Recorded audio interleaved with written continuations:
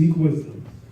With all the knowledge in the world is still in chaos. The wisdom that man has is destroying the earth, it appears. You will find the world is destroyed because man has rejected the Most High's wisdom, as we also did as a people, and now we are left with nothing but destruction and perversion.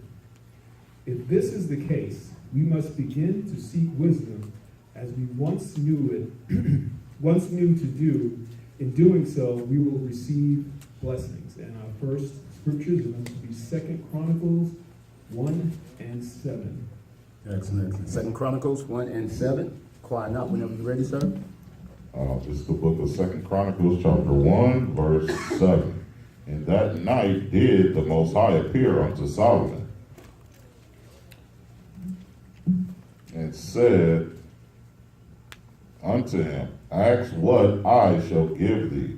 Verse 8, and Solomon said unto the Most High, Thou hast showed great mercy unto David my father, and hast made me to reign in his stead.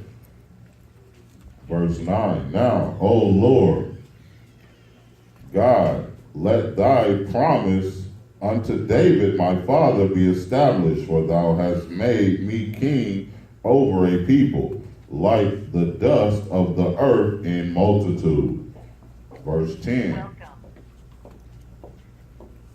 Give me now wisdom and knowledge, that I may go out and come in before this people. For who can judge this thy people that is so great? Verse 11, And the Most High said to Solomon, Because this was in thine heart, and thou hast not asked riches, wealth, or honor, nor the life of thine enemies, neither yet asked long life, but hast asked wisdom and knowledge for thyself, that thou mayest judge my people, over whom I have made thee king. Verse 12, Wisdom and knowledge is granted unto thee, and I will give thee riches and wealth and honor, such as none of the kings have had that have been before thee, neither shall there any after thee have the like. Already. Officer, go ahead. Yes, sir. Solomon understood the bigger picture. Without wisdom, it is impossible to rule righteously. Even the leaders of this world have advisors, which are their spiritual go-between for wisdom from the demonic realm. And we're going to be in Psalms 111 and 10. I remember a few weeks ago we was having a conversation about was Solomon the richest man ever in history. And it almost clears it up right here in 2 Corinthians in 1 and 12. Wisdom and knowledge is granted unto thee, and I will give thee the riches and wealth and honor, such as no other king have had that have been before thee, neither shall thereafter have there that have the alike. So what it's saying is, it's not only just the money that made Solomon rich and prosperous, it was the wisdom and judgment and understanding. So even though someone had more physical wealth than Solomon, what about the wisdom? What about the understanding? Solomon could break down everything according to how it worked, how it was made, and how it came to be. He could tell you how to plant and how to grow them. He taught the people how to plant in season and out of season, how to rotate, all information that was needed to survive and do the work and to put God's people on top. Solomon knew how to execute. So no other king in that fashion would be able to function that way. You know, you can ask Donald Trump right now how to make a kite, and he can give you information from one end to the other. So it goes to show you, it wasn't just the money that made Solomon a great man. It was the wisdom he was given to be able to judge righteously amongst his brethren. See, that's also a whole nother, remember, knowledge is power. Money has a power to a certain extent, but a fool and his money shall surely be separated, shall surely be parted. So we have to make sure that it wasn't just the money that made Solomon the greatest and the most wisest and richest king on earth. It was the wisdom and the knowledge that came along with it. All right? Psalms 111 and verse 10. Quiet not when you're ready, sir. This is the book of Psalms, chapter 111, verse 10. The fear of the Most High is the beginning of wisdom. Right, the fear of the Most High, meaning the respect of the Most High is the beginning of wisdom. Because when you respect and honor the Most High and His commandments, it establishes you to be wise in the eyes of other men.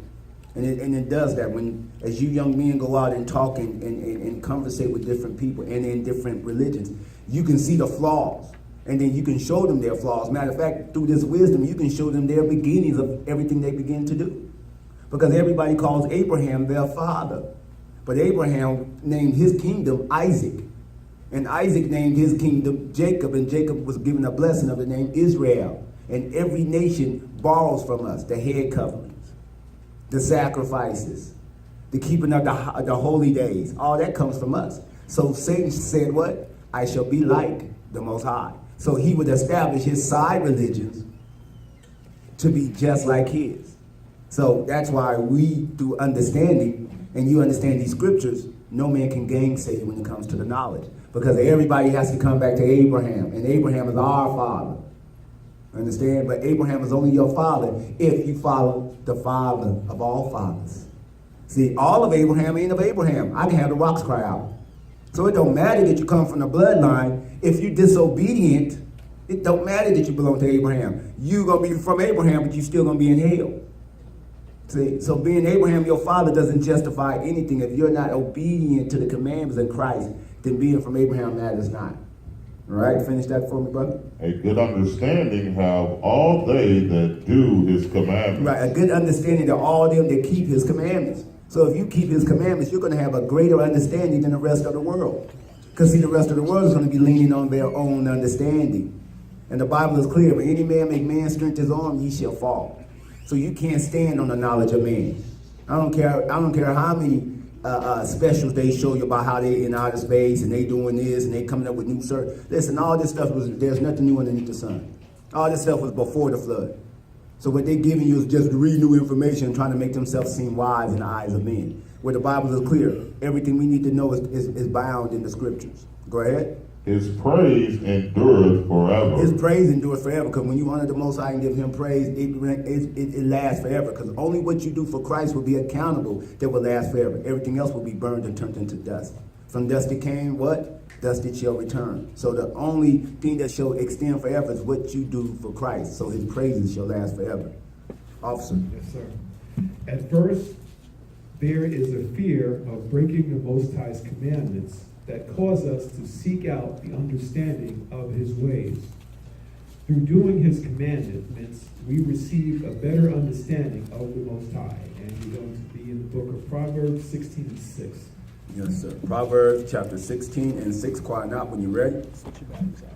This is the book of Proverbs, chapter 16, verse 6. By mercy and truth, iniquity is purged, and by the fear of the Most High, men depart from evil. And let's go to Deuteronomy 4 and 1.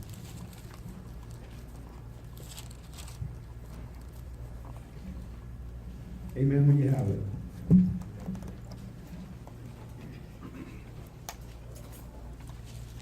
I don't think it was the bad. I think it was just in my mouth. It might have been. This is the book of Deuteronomy, chapter 4, verse 1. Tell me. All right. Go ahead, brother. Now, therefore, hearken, O Israel, unto the statutes and unto the judgments which I teach you, for to do them, that ye may live and go in and possess the land which the Most High thy power of your fathers giveth you. Verse 2. Ye shall not add unto the word which I command you, neither shall you diminish aught from it, that ye may keep the commandments of the Most High your power, which I command you. Verse 3. Your eyes have seen what the Most High did because of Baal Peor. For all the men that follow Baal Peor, the Most High thy power hath destroyed them from among you. Verse 4. But ye that did cleave unto the Most High your power are alive, every one of you this day.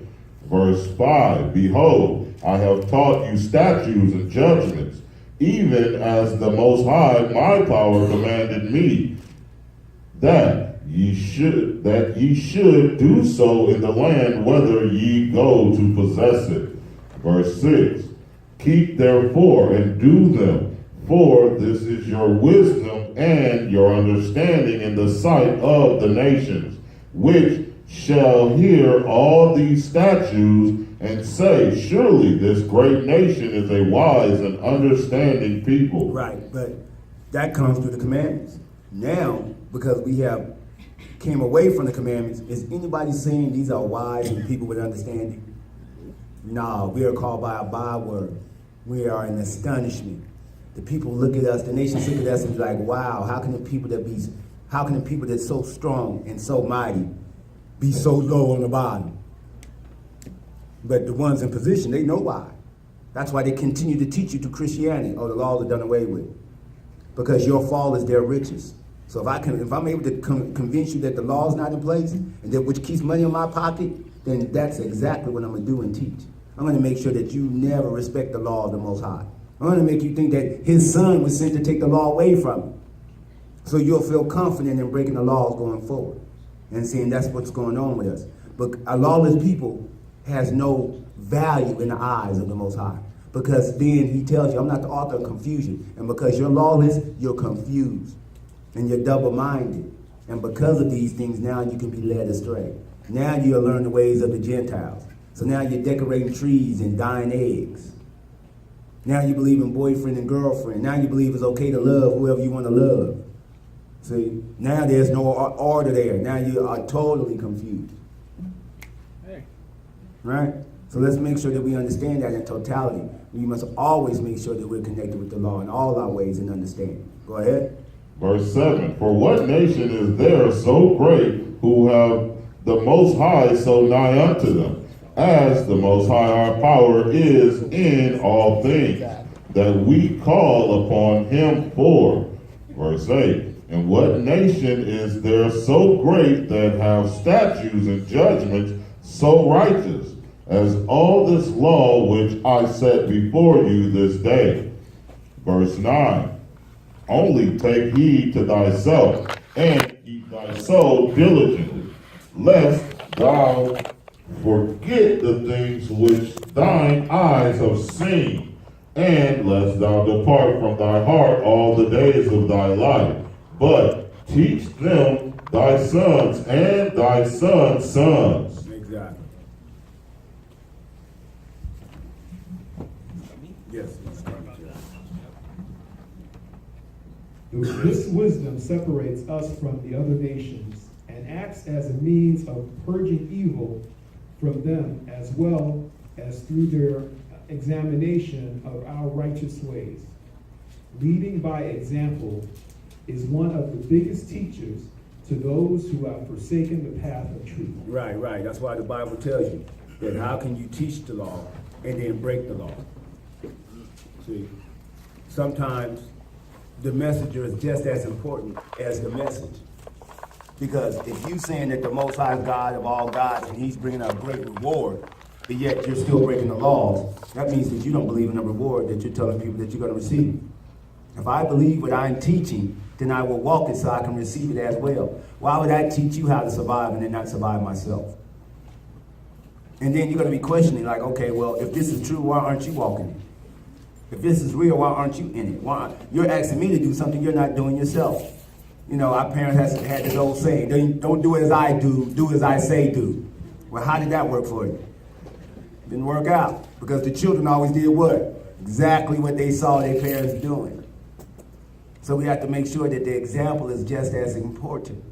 That's why they teach us even in the academies and dealing with the elders, and when you talk to them, we are a reflection of what the church is made of what it's about.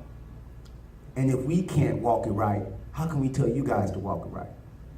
You know, how can I be a pillar of strength if I'm not holding up my end of the bargain? So when you out there in the world and you're struggling with things and you're fighting with things, you hold on because you know your brothers is holding on. That's why the scriptures give us the strong shall bear the infirmities of the weak.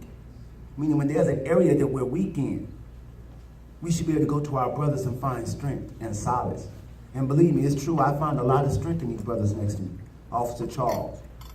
I get strength when brothers that used to be gone come back and work with us again. Because it goes to show me that what we're doing is of the Most High. And if we continue to respect and honor and keep these commandments and do the will that he asks us to do, we're going to receive the reward that was promised to Abraham. And if we're blessed enough to be an example to our brothers and sisters, that a few might be saved. See, the Most High said, I'm going to bring you to jealousy. How do you think the Most High is bringing us to jealousy? By stuffing you on the bottom and letting people in wickedness gain the riches. And you sit back and you know you're the kings and queens of the earth.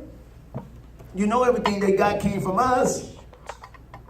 But yet, how do we benefit from it? One of the biggest things of our generation was we came up with breakdancing, right? How many people